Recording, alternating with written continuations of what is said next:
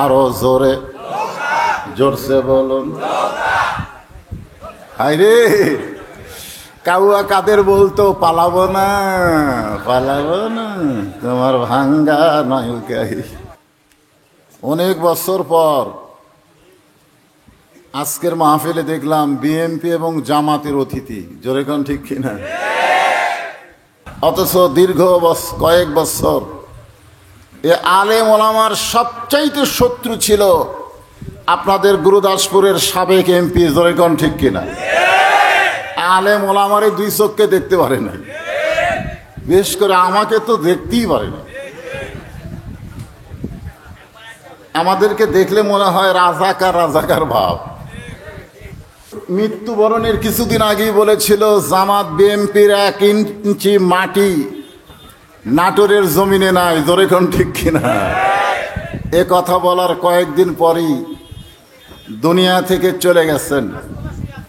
এখান থেকে প্রমাণ হয়ে গেল অহংকার করার কোনো সুযোগ নাই। অহংকারের একমাত্র মালিক হচ্ছেন আমার আল্লাহ। জোরে বলেন কথা ঠিক কিনা? বর্তমানে আলহামদুলিল্লাহ শুধু আওয়ামী লীগেরা বলতেছে না। জোরে কোন ঠিক কিনা? আমার এলাকার যারা আওয়ামী লীগ করতো সিনা টান করে ঘুরতে আর বলতো আমারই চিনিস। 5ই আগস্টের পরে তারা আর উপর দিকে তাকায় না, নিচের দিকে তাকায় হাঁটে। জিজ্ঞেস করলে কেমন আছেন ভাই, বলে নেত্রী যখন আমাদেরকে সাইরা পালায় গেছে কেমনে ভালো থাকা যায়। জোরে কোন ঠিক কিনা? এমন নেতা নেত্রীর পিছনে সময় নষ্ট করো না। যেই নেতা নেত্রী নিজে বাঁচতে চায় কর্মীদের দিকে খেয়াল করে না, বরং আমরা এমন একজন মানুষকে, মহামানবকে নেতা হিসেবে মানতে চাই যিনি জান্নাতের মধ্যে গিয়েও আমাদের কথা ভোলে নাই। জোরে বলেন ঠিক কিনা? এখন আপনারা বলেন কোন নেতার চামচামি করবেন? হ্যাঁ, যে নেতা বিপদে পড়লে পালায়া যায় সেই নেতার চামচামি করে কোনো লাভ নাই। বরং এমন একজন মহামানবকে আমাদের নেতা হিসাবে কবুল করতে চাই যিনি জান্নাতে গেলেও আমাদের কথা ভোলে নাই। তিনি হলেন মুহাম্মাদুর রাসূলুল্লাহ। সকলে বলি সাল্লাল্লাহু আলাইহি ওয়াসাল্লাম। আর আমাদের সাবেক প্রধানমন্ত্রী 560টা করেছে। জোরে কোন ঠিক কিনা? নাম হলো মডেল মসজিদ। নেতারা বলতো যে হুজুররা দেখবার পারে না। বিশ্ব ইজতেমার জন্য টঙ্গীতে জায়গা দেওয়া হলো, ইসলামী ফাউন্ডেশন করা হলো, এতগুলো মসজিদ বানানো হলো, এরপরেও আমাদের নেত্রীকে আলেমরা দেখতে পারে না। কারণ কি? আমি এক নেতারে বলছিলাম 1 মসজিদ না, 2 মসজিদ না, 1 কোটি মসজিদ বানায় কোনো লাভ নাই যদি মসজিদের মধ্যে মুসল্লি না তৈরি করা হয়। জোরে বলেন কথা ঠিক কিনা? মসজিদ বানায় কি হবে? মসজিদের ভিতরে কি করা লাগবে? নামাজ। নামাজ যখন প্রত্যেকটা মুসলমান পড়বে, আল্লাহর কোরআন বলতেছে ইন্নাস সালাতা তানহা আনিল ফাহশাই ওয়াল মুনকার। একমাত্র নামাজই পারে মানুষকে যাবতীয় খারাপি ফায়সা থেকে হেফাজত করতে।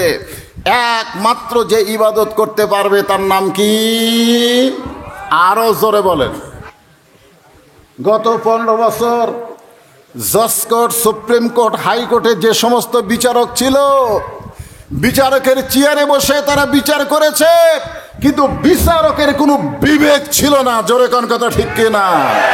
বিচারকের বিবেক যদি থাকতো তাহলে আলেমগুলা জেলখানায় ঢুকতো না আর জালেমগুলা জামিন পেত না। জোরে বলেন কথা ঠিক কিনা? সবচাইতে বড় আদালতের নাম হলো বিবেক। আপনার বিবেককেই প্রশ্ন করেন। এশার নামাজ না পড়ে যারা ওয়াজ শুনতেছেন, ফজরের আগ দিয়া যদি মৃত্যু হয়ে যায়, দুনিয়ার সমস্ত মুসলমান আপনার জানাজায় শামিল হলেও আপনি জান্নাতে যাবার পারবেন না। আর এশার নামাজ আদায় করার পরে ফজরের আগে যদি আপনি মরে যান, জানাজা ছাড়া যদি আপনাকে কবর দেওয়া হয়, এশার নামাজের ওসিলায় আল্লাহ পাক আপনাকে জান্নাত দিয়ে দিবে। জোরে কোন ঠিক কিনা? এই জন্যে আমি আপনাদেরকে সুন্দর করে বলতেছি, আপনারা সকলে কেমন আছেন? অনেকদিন পর গুরুদাসপুরে ওয়াজ করার সুযোগ পাইছি, খারাপ থাকার চান্স আছে? যে আল্লাহ দয়া করে রহম করে আমাদেরকে এই গভীর রাত্রে পৃথিবীর শ্রেষ্ঠ জায়গা কোরআনের মাহফিলে কবুল করেছেন, আমরা সে আল্লাহর উপর খুশি না বেজার? তাহলে সকলেই বলবেন রব্বানা লাকাল হামদ হামদান কাসীরান তাইয়িবান মুবারাকান ফীহি। আল্লাহর প্রশংসার সাথে সাথে আমরা নবীর প্রতি আর একবার দরুদ পড়ছি, সকলে বলি সাল্লাল্লাহু আলাইহি ওয়াসাল্লাম। আল্লাহর মস্ত বড় একজন পয়গম্বর ছিলেন, নাম হলো নূহ নবী। জিকিরের আলোচনা শুরু করলাম, একটু মনোযোগ দিয়ে শুনবেন। শুকনা জায়গায় একটা নৌকা বানাইছেন, জোরে কোন কি বানাইছেন? আরো জোরে, জোরসে বলুন। হায়রে, কাউয়া কাদের বলতো পালাবো না পালাবো না, তোমার ভাঙ্গা নৌকাই। নৌকার মিছিল হচ্ছে। একজন বুড়ি মানুষ এসে বলে, বাবা নূহ, এই শুকনা জায়গায় নৌকা বানানোর কারণ কি? নূহ বললেন, বুড়িমা, বন্যা নামক একটা গজব আসবে। বন্যা নামক একটা গজব, আমাদের বাংলাদেশে হাসিনা নামক একটা গজব ছিল, তোরে কোন কথা ঠিক না? সেই গজবে পৃথিবীর সমস্ত মানুষ ধ্বংস হয়ে যাবে, কেবলমাত্র নৌকায় যারা উঠবে তাদের কিছুই হবে না। গত 15 বছর আমরা দেখছি নৌকার মধ্যে যারা ছিল তাদের কোনো কিছু হয় নাই, নৌকার বাহিরে যারা আমরা ছিলাম, হাইরে বিপদ ভাই, ধরে কোন ঠিক কিনা? কেবলমাত্র নৌকার ভিতরে যারা থাকবে তাদের কোনো বিপদ নাই। বুড়ি বললেন, বাবা নূহ, তোমার এই ছোট্ট নৌকায় সবাই যদি উঠতে চায়, এত মানুষের জায়গা কি নৌকার ভিতরে হবে? নূহ বললেন, বুড়িমা, এই নৌকায় চলার শর্ত হলো লা ইলাহা ইল্লাল্লাহু নূহু নবিয়ুল্লাহ। এই নৌকায় চড়ার একটা শর্ত আছে, সেই শর্ত হলো কার জিকির? আরো জোরে বলেন, কার জিকির? লা ইলাহা ইল্লাল্লাহ নূহু নবিয়ুল্লাহ। এই জিকির যারা করবে কেবলমাত্র তারাই নৌকার ভিতরে জায়গা পাবে। সঙ্গে সঙ্গে বুড়ি বললেন, লা ইলাহা ইল্লাল্লাহ নূহু নবিয়ুল্লাহ। নূহ নবী বললেন, বুড়িমা, আপনার আর কোনো টেনশন নাই, মনোযোগ দিয়ে শুনবেন, আপনার আর কোনো টেনশন নাই। বন্যা নামক গজব যখন আসবে, আমি আপনার হাত ধরে নৌকায় উঠাবো। সঙ্গে সঙ্গে বুড়ি বললেন, আলহামদুলিল্লাহ। আসলে প্রশংসা করা লাগতো কার? আল্লাহ। যে হাত ধরে নৌকায় উঠাবে তার প্রশংসা করা লাগবে। বাবা নূহ, তুমি অত্যন্ত ভালো মানুষ, বোমাকে হাত ধরে নৌকায় উঠাবা। কিন্তু বুড়ি নূহ নবীর প্রশংসা না করে প্রশংসা করেছে কার? আমরা দীর্ঘদিন এত প্রশংসা করছি ভাই, ভয়ের ঠেলায় বক্তা মোনাজাতের মধ্যে পর্যন্ত বলেছে রব্বানা আতিনা ফিদ দুনিয়া হাসিনা। কারণ হাসানা বললি বিপদ, হাসিনা বলা লাগবে, ধরে কোন ঠিক? আয় আয় আয়। বন্যা গজব শুরু হয়ে গেল। এই পৃথিবীতে 40 দিন সমস্ত পাহাড় পর্বত পানির নিচে ডুবে থাকলো। এক সময় বন্যার পানি কমে গেল, ওই নৌকাটা যদি পর্বত এসে ভেঙে গেছে। আল্লাহ ডাকতে বলে, নূহ রে, নৌকার খবর কি? নূহ বলতেছে, আল্লাহ, নৌকার ভিতরে যারা জীবিত আছে তারা, নৌকার বাইরে যারা ধ্বংস হয়েছে তারা। আল্লাহ কয়, নূহ, ওই বুড়িটার খবর কি? নূহ বলতেছে, আমার মনি নাই। নূহ বলতেছে, আমার কি নাই? মনি নাই। দেখেন, বিপদে পড়লে একটা নবী পর্যন্ত বুড়ির কথা ভুলে যায়, আর সেই বিপদে আপনারা পীর ধরছেন। পীর ধরছেন, বলে হুজুর আমার কোনো টেনশন নাই, আমি পীর ধরছি। আরে পাগলা, বিপদে পড়লে হাসিনা তার বুনুকলিয়া পালায়, ধরে আর লাভ নাই। একমাত্র ধরতে হবে জিকিরের মাধ্যমে আল্লাহকে। জোরে বলেন ঠিক।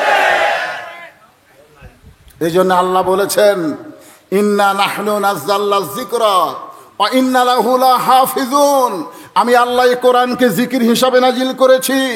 এই কোরআনকে হেফাজতের দায়িত্ব একমাত্র আল্লাহ নিয়েছে। ধরে কাল সুবহানাল্লাহ। স্বাধীনতার পরে দেখলাম বাবা দেশ শাসন করেছে, তারপরে দেখলাম স্বাধীনতার ঘোষক আমাদের বাংলাদেশ শাসন করলো, তারপরে দেখলাম এক স্বৈরাচার চাচা এসে দেশ শাসন করলো। জোরে বলেন কথা ঠিক। তারপরে দেখলাম আমাদের ভাবি, বগুড়ার ভাবি বাংলাদেশ শাসন করলো, তারপরে দেখলাম ভাবির পরে বুবু, বুবুর পরে ভাবি, তারপরে দীর্ঘদিন পর্যন্ত বুবু স্বৈরাচার হয়ে বাংলাদেশের উপরে দমন পীড়ন নির্যাতন শুরু করে দিল। দীর্ঘ 50 বছর ধরে আমরা দেখলাম বাংলার 1 ইঞ্চি মাটিতে কোনো শান্তি নাই। শান্তি যদি পাবার চাই, আগামীতে আল্লাহর কোরআন আমরা দেখতে চাই। জোরে বলেন কথা ঠিক কিনা।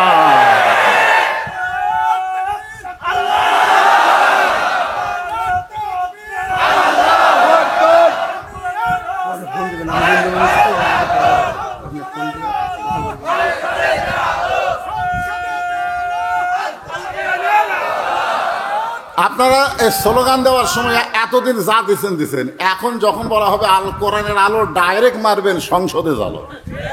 এখন ঠিক। আমরা কোনো লুচ্চা বাটপার খুনি সংসদে পাঠাতে চাই না। 300 জন ভালো মানুষকে সংসদে পাঠাতে চাই। ধরে বলেন কথা ঠিক না। অনেকে বলে হুজুর সংসদ ভালো না, সংসদ ভালো না। লুচ্চা বাটপার সংসদে গেলে কি হবি? মমতাজের মতো গায়িকা গেলে কি হবি?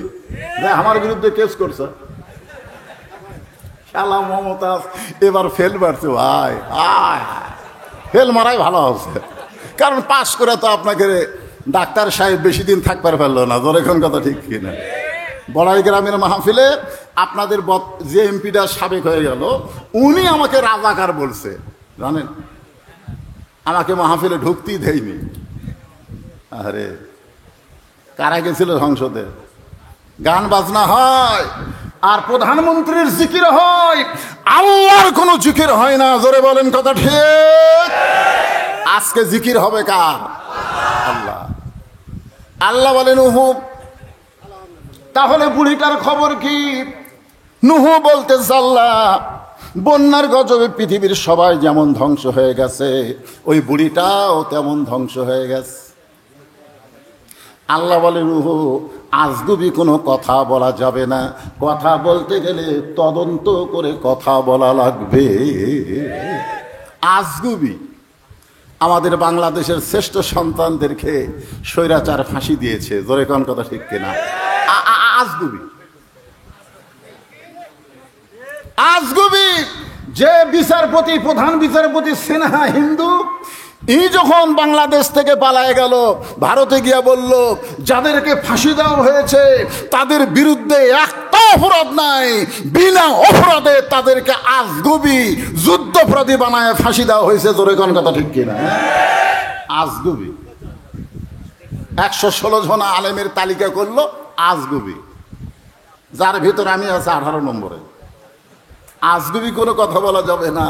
আল্লাহ বলেন নুহু, সবাই ধ্বংস হয়ে গেছে, বুড়িটাও ধ্বংস হয়ে গেছে, আজগুবি কোনো কথা বলা যাবে না।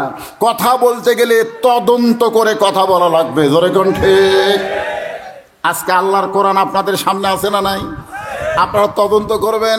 সামনে নির্বাচন আসতেছে, এই নির্বাচনে আজগুবি আমার ভোট আমি দিব, যাকে খুশি তাকেই দিব। কি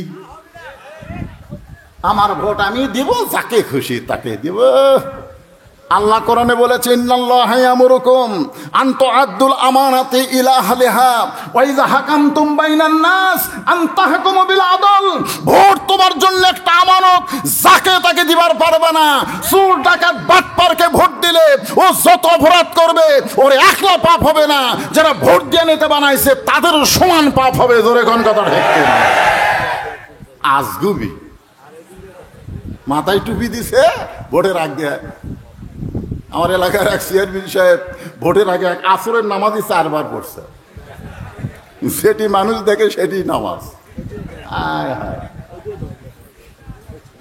সঙ্গে সঙ্গে নূহ নবী তদন্ত করার জন্যে বুড়িটার বাড়ির দিকে রওনা দিলেন। নূহ নবীর মনের মধ্যে সব ধ্বংস হয়ে গেছে, বুড়িটাও ধ্বংস হয়ে গেছে। তারপরও তদন্ত করতে গিয়ে দেখে বুড়ি তো দূরের কথা, বুড়ির বাড়িটাও পর্যন্ত কিছুই হয় নাই। রাখে আল্লাহ, মারে কে? তোমরা 41 বছর সময় নিছিলা।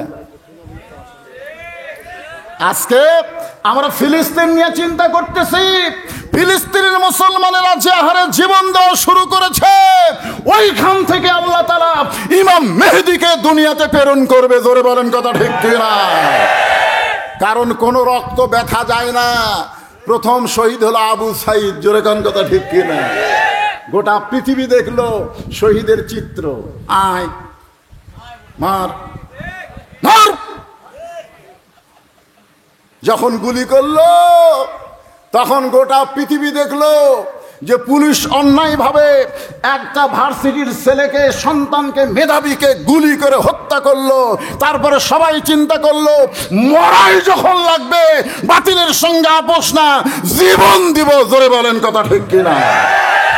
পুলিশের আইজি বলেছে স্বরাষ্ট্রমন্ত্রীকে, ভিডিও প্রকাশ। কি করবো স্যার, একটাকে গুলি করি পড়ে যায়, ওই ফাঁকা জায়গায় আর একজন দাঁড়ায়। এমনি এমনি স্বৈরাচারের পতন হয় নাই। ফিলিস্তিন মুসলমানের বিজয় আসবে। রক্ত যখন দেওয়া শুরু হয়েছে, মুসলমানের বিজয় দুনিয়াতে কেউ ঠকাতে পারবে না। জোরে বলেন কথা ঠিক কিনা?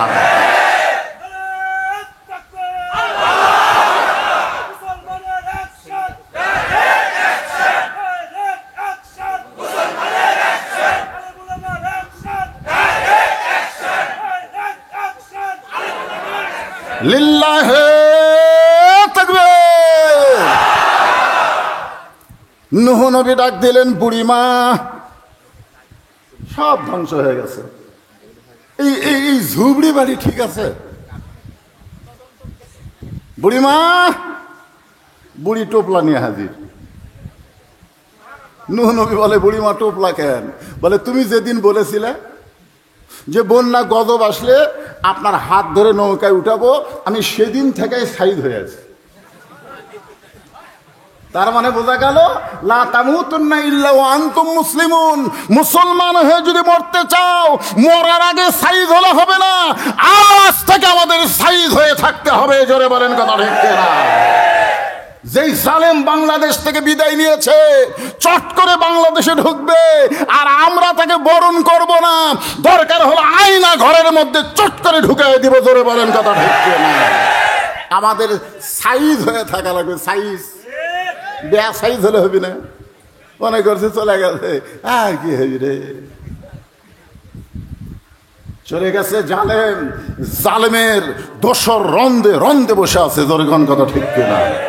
সাইজ হওয়া লাগবে। এই জন্য আল্লাহ বলেন, ইয়া আইয়ুহাল্লাযীনা আমানুত্তাকুল্লাহা হাক্কা তুকাতিহি ওয়া লা তামুতুন্না ইল্লা ওয়া আনতুম মুসলিমুন।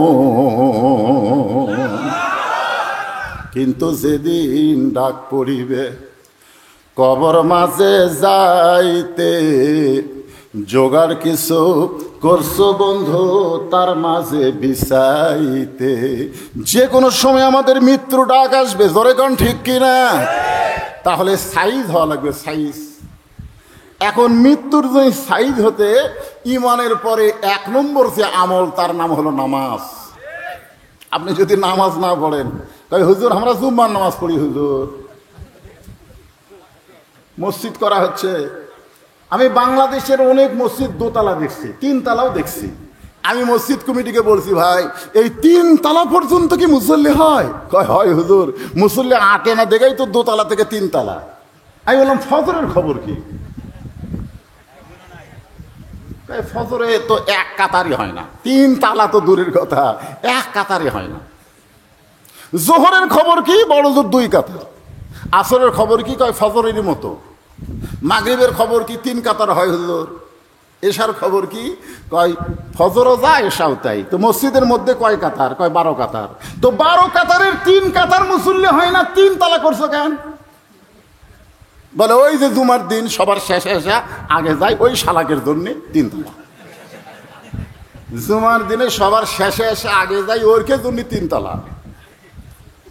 এখন আপনারা বলেন, যারা 5 ওয়াক্ত নামাজ বাদ দিয়ে শুধুমাত্র জুমার নামাজ পড়েন, তাদেরকে যদি আল্লাহ বলে ঠিক আছে লা তাকনা তুমি রহমাতিল্লাহ, আমার রহমত থেকে তোমরা নিরাশ হয়ে না, শুধু জুম্মা পড়ার কারণে আমি তোমাদেরকে জান্নাত দিয়ে দিলাম, যাও।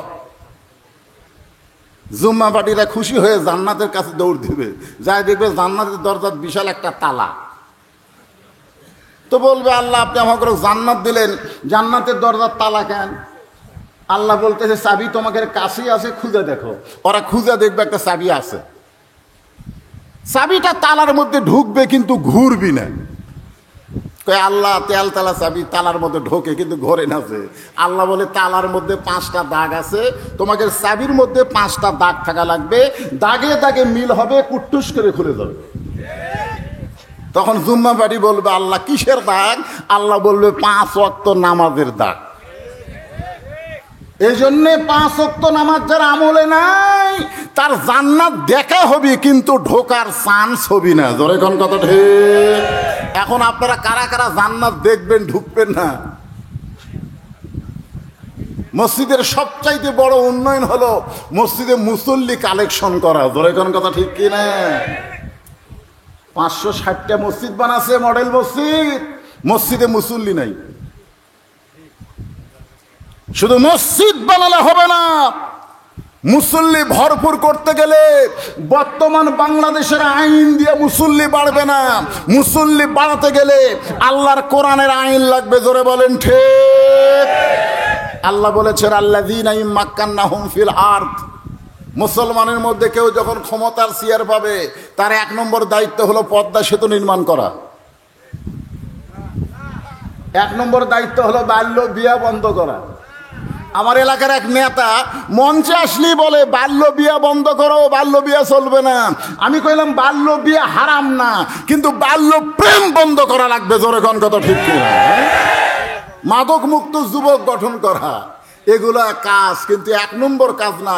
1 নম্বর কাজ হচ্ছে আকামুস সালাত, নামাজ কায়েম করা। জোরে কোন ঠিক কিনা ভাইজান? একটু মনোযোগ দিয়ে শুনবেন। আল্লাহ কোরআনে বলেন ইযা নুদিয়া লিস-সালাতি মিন ইয়াউমিল জুমআ ফাসআউ ইলা যিকরিল্লাহ ফাযকুরুনি আযকুরকুম ওয়াশকুরুলি ওয়ালা তাকফুরুন।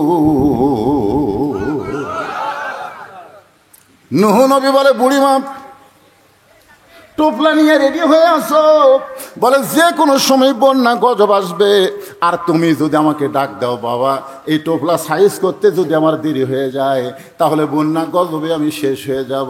নূহ বলে বুড়িমা বন্যা হয়ে গেছে, বন্যা হয়ে গেছে। তুমি এমন কি আমল করো যে আমল করার কারণে আল্লাহ তোমার ঝুবড়ি বাড়িও কিছু করে নাই, এমনকি তোমার কোনো ক্ষতি হয় নাই, গোটা দুনিয়া ধ্বংস হয়ে গেছে। বুড়িমা তুমি এমন কি আমল করো? বুড়ি কান্দের বলে নুহুরে, তুমি যেদিন বলেছিলে বন্যা গজবে আমার হাত ধরে নৌকায় তুলবা, তুমি বলো তো সেই দিন আমি জিকির করেছি কার? কারণ আমার বিশ্বাস দুনিয়ার সবাই সবাইকে ভুলতে পারে, কিন্তু আমার আল্লাহ কোনোদিন কাউকে ভুলবে না। যে আল্লাহ কোনোদিন বান্দা বান্দিরে ভুলবে না, আমরা সে আল্লাহর জিকির করতে চাই। জোরে বলেন ঠিক কি না?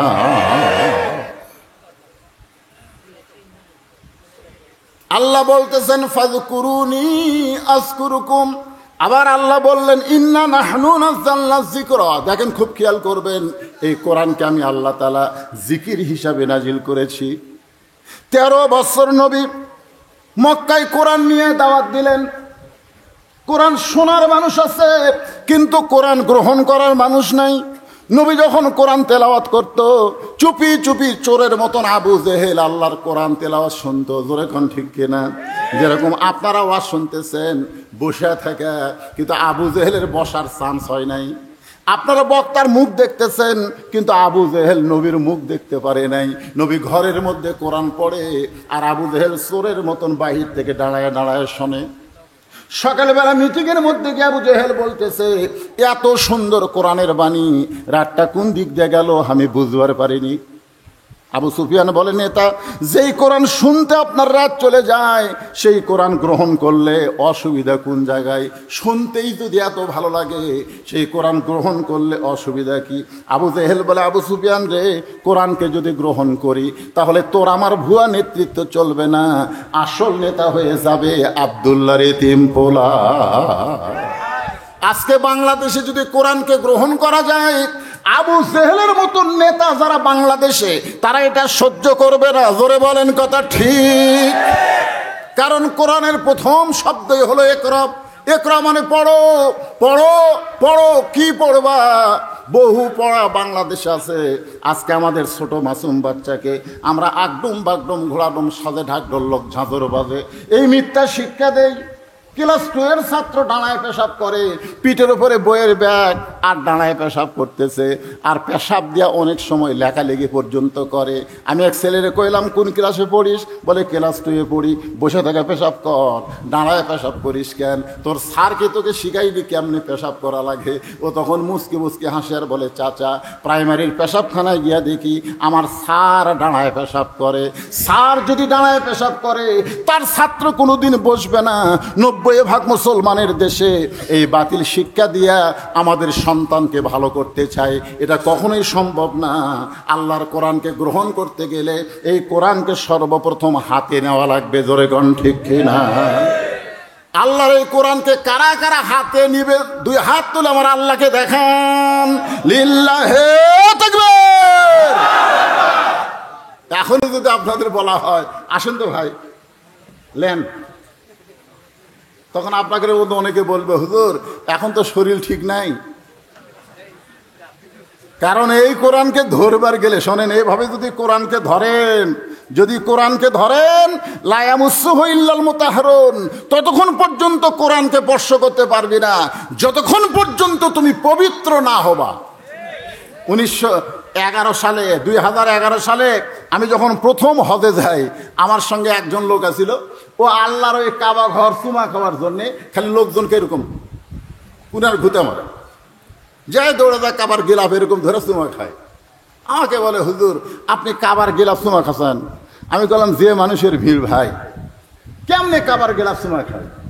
তখন কয়, হুজুর এই ভিড়ের ভয়ে আপনি সাইড দিয়ে ঘুরবেন, খালি কুনা মারবেন আর যাবেন। আমি লোকটাকে বললাম, ভাই 1 কোটি বার যদি তুমি কাবার গিলাফ চুমা খাও, তোমার একটা সওয়াব হবে না। একবার যদি কোরআনের গিলাফ চুমা খাও, এর চাইতে বেশি সওয়াব আল্লাহ তোমাকে দান করবে। আপনার বলেন তো, কাবার ওপর যেই গিলাফ, সেই গিলাফের দাম বেশি, না এই কোরআন শরীফ যে গিলাফ দিয়ে বাঁধা থাকে সেই গিলাফের দাম বেশি? কি জন্যে? কারণ কাবা হেফাজতের দায়িত্ব আল্লাহ নেয়নি, কোরআন হেফাজতের দায়িত্ব আল্লাহ নিয়েছে।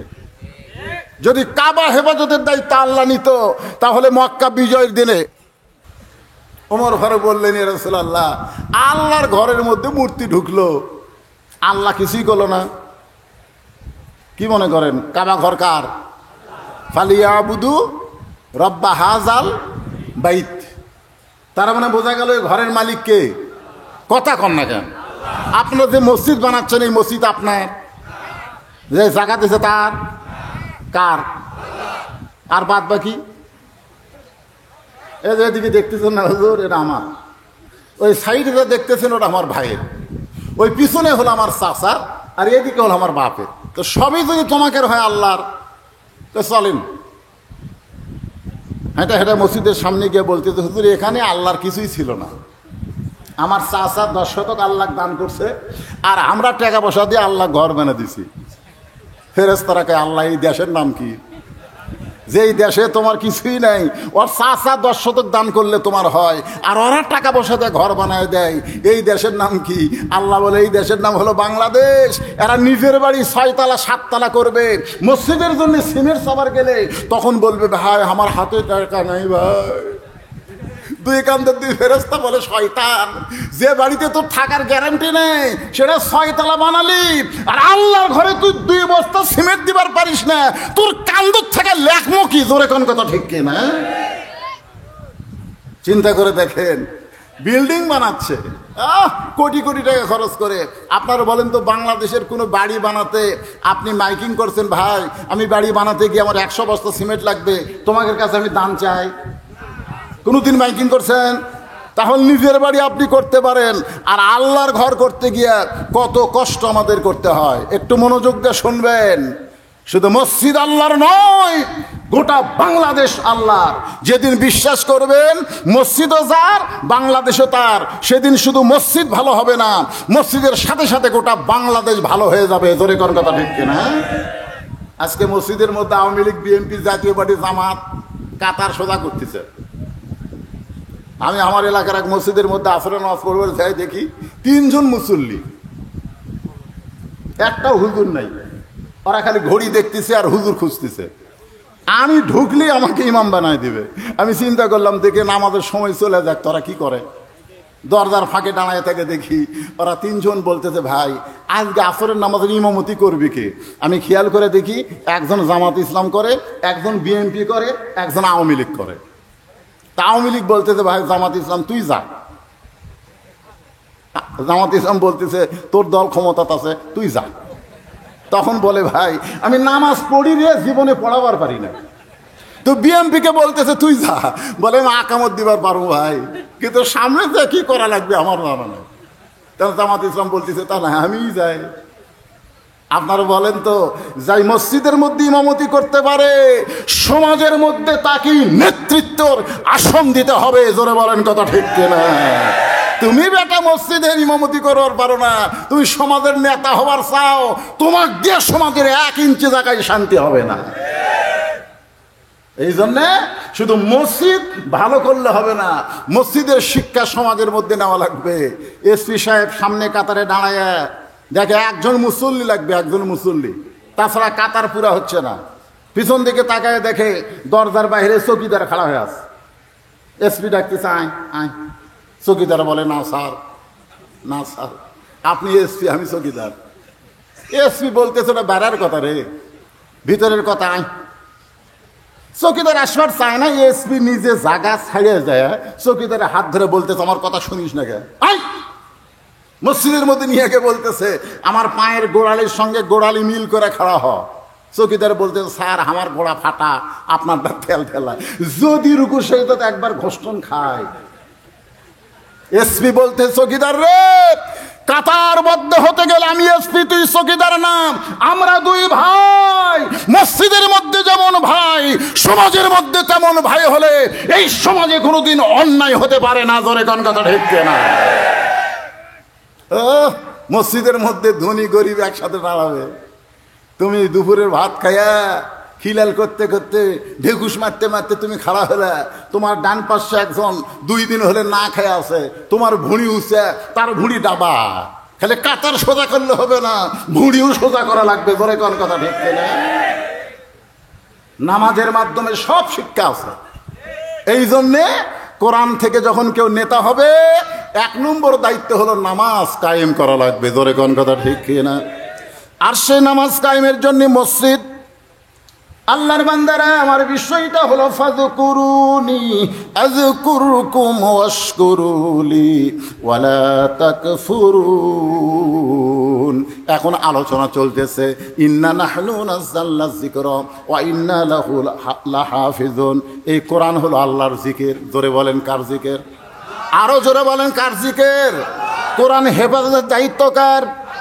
আজকে হাদিসের মধ্যে ভুল পাওয়া যায়, এই জন্য আহলে হাদিসেরা বলে এই হাদিসগুলা ঠিক না, এইগুলা হাদিস হলো মৌজু হাদিস। কিন্তু আজ পর্যন্ত বাংলাদেশে এই কোরআনের মধ্যে কোনো ভুল পাওয়া, কারণ কোরআনের প্রথমে আল্লাহ বলেছেন, জালিকাল কিতাবু লা রাইবা ফি হুদাল লিল মুত্তাকিন। কোনো সন্দেহ আছে? তাহলে সবাই আল্লাহ আকবার বলেন না কেন? বাংলাদেশে 2টা বড় দল, এরা আল্লাহ আকবার কয় না, কয় আপনি আওয়ামী লীগের মধ্যে কোনোদিন আল্লাহু আকবার শুনছেন? যদি আওয়ামী লীগের কোনো কর্মী মিছিলের মধ্যে নারায়ে তাকবীর বলে, আপনারা বলেন তো কর্মী থুবি? বিএনপির মধ্যে কেউ যদি আল্লাহু আকবার বলে, সালাউদ্দিন কাদের চৌধুরীর ছেলে হুম্মাম কাদের ও অবস্থিটা গাঙ্গে একটু আল্লাহু আকবার কইছিল, তাই বিএনপিরা বলে এটা তো হামাকিরে স্লোগান লয় রে। তা আপনারা কি আওয়ামী লীগ বিএনপির লোক নাকি? এই কোরআনের মাহফিলে এসে কোরআনে বলা হচ্ছে জালিকাল কিতাবুল লা রাইবা ফিহি হুদাল লিল মুত্তাকিন, এই কিতাবের মধ্যে কোনো সন্দেহ নাই। এই আয়াত শোনার পরে যা আল্লাহু আকবার বলতে পারে না তাদের মুখে কলেমার উচ্চারণ হবে না। জোরে কোন কথা ঠিক কিনা? আপনারা বলেন সন্দেহ আছে? কোনো সন্দেহ নাই। আল্লাহ বলেছেন হুদাল লিল মুত্তাকিন, পাইকারি হারে সবাই হেদায়েত পাবে না, কেবলমাত্র যারা মুত্তাকি হবে। আর মুত্তাকির বৈশিষ্ট্য আল্লাহ বলতেছেন আল্লাযীনা ইউমিনুনা বিল গায়ব, অদৃশ্যের প্রতি বিশ্বাস স্থাপন করা। আপনারা আল্লাহ দেখছেন নাকি? দেখছেন? আপনার ভিতরে যে জীবন আছে এই জীবন কোনোদিন আপনারা দেখছেন? দেখেননি? তাহলে আল্লাহ যে একজন আছে এটা কি অনুভব করা যায়? কি মনে করতেছেন? এত পুলিশ গুলি করলো, র্যাব গুলি করলো, আর্মিরাও এক সময় গুলি করতে করতে তারা বলল আর গুলি করব না। 1 ঘন্টা টাইম চাইলো, সেনাপতি তাকে 45 মিনিট টাইম দিল, রান্না করা ভাত পর্যন্ত ভাগ্যে জুটলো না। আল্লাহ আছে না নাই? এ জোরে বলেন আছে না নাই? বিশ্বাস করতে হবে। মুত্তাকির 1 নম্বর বৈশিষ্ট্য হলো আল্লাযীনা ইউমিনুনা বিল গায়ব, অদৃশ্যের প্রতি বিশ্বাস স্থাপন করা। 2 নম্বর বৈশিষ্ট্য হলো ওয়াকিমুনাস সালাত, নামাজ কায়েম করা।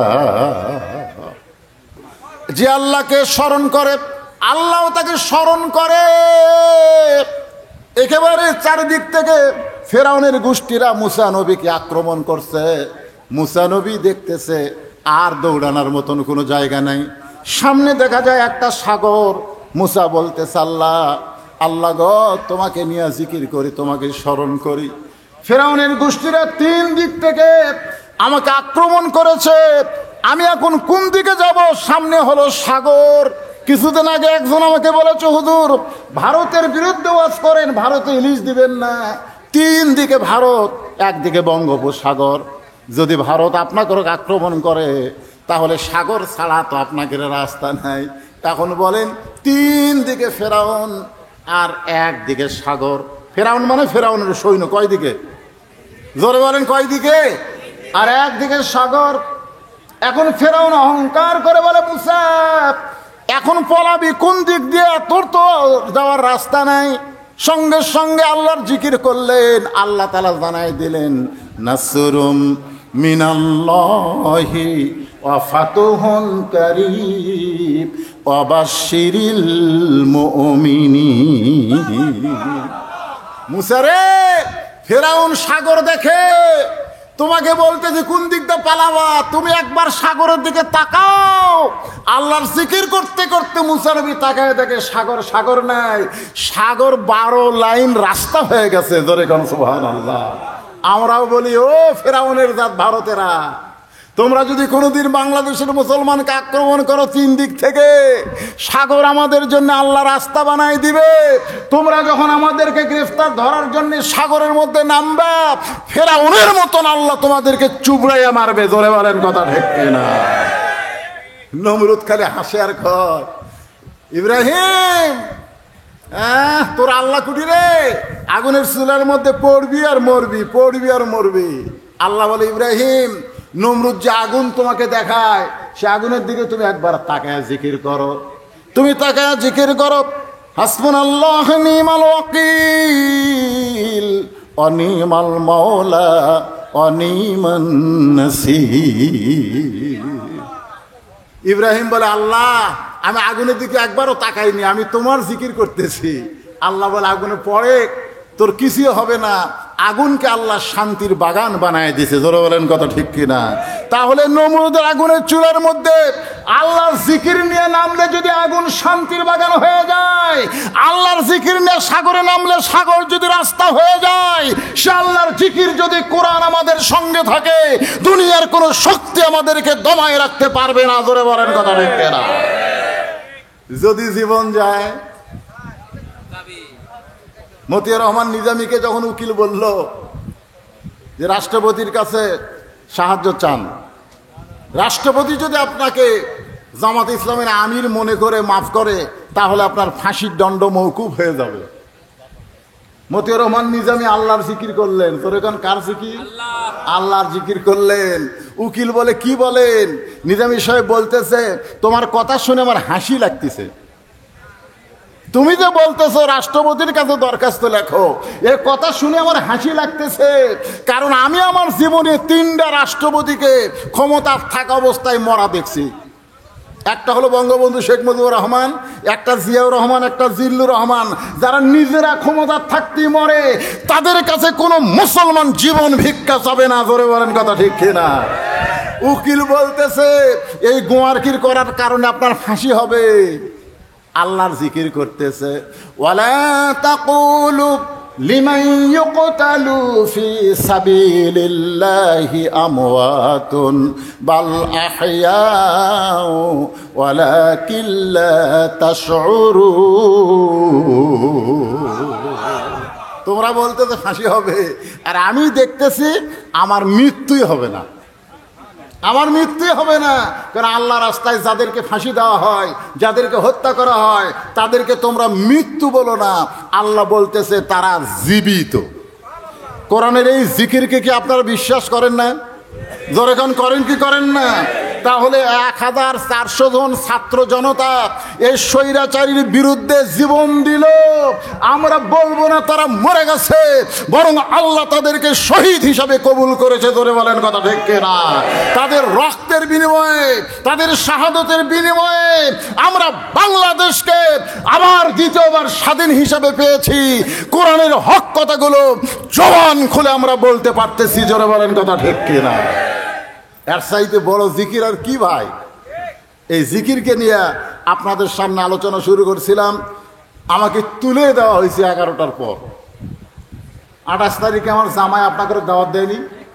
আমি সেই মাহফিলের কমিটির লোক যদি এখানে থাকে, তাদেরকে বলবো এই বুড়া মানুষকে বেশি কষ্ট না দিয়া 10টার মধ্যে তুলে দিবেন। কয়টার মধ্যে? 10টার মধ্যে তুলে দিবেন। বুড়া মানুষের জুয়ান ওয়াজ যদি শুনবার চান, তাহলে 12টার মধ্যে মোনাজাত করা লাগবে। জোরে কোন কথা ঠিক কিনা? এখন রাত বাজতেছে 1:45। 1:45 মানে কি? এখন বাড়ির যে ঘুমাতে ঘুমাতে রাত 2টা বাজবে আপনাকে। আর সালাতো খায়রুন নাম শুনবার পারবেন? এই কথা কোন শুনবার পাবেন? তাহলে মসজিদের উন্নয়ন করবে, মাহফিল ফজরের নামাজে যদি কাজা হয়ে যায়। এই জন্য গুরুদাসপুরের লোকজনকে আমি বলবো সময়ের গুরুত্ব দিবেন। আল্লাহ সময়ের কসম করেছে, ওয়ালা আসর মানে কি? সময়। সময়ের দাম আছে না নাই? এই জন্য সময়ের কসম করেছে আল্লাহ। এই জন্য ভাইজান সময়ের দিকে খেয়াল করবেন, তাহলে ইনশাআল্লাহ আমরা ভালো কথা শুনতে পাবো। 50 বছর যিনি কোরআনে তাফসির করেছে আল্লামা সাইদি হুজুর, আপনারা বলেন তো রাত 12টার পরে কোনোদিন ওয়াজ করছে? কারণ ওনার সময় হচ্ছে এশা থেকে 10টা পর্যন্ত। তাফসির শুনবেন, হক কথা শুনবেন, ভালো কথা শুনবেন। মানুষের মনের মধ্যে একটা খোরাক থাকা, চাহিদা থাকা অবস্থায় আলোচনা করতে হবে। আল্লাহ পাক আমাদের সকলকে কবুল করুক। সকলে বলে আল্লাহুম্মা আমিন। 4টা বিষয় হলো যুব সমাজের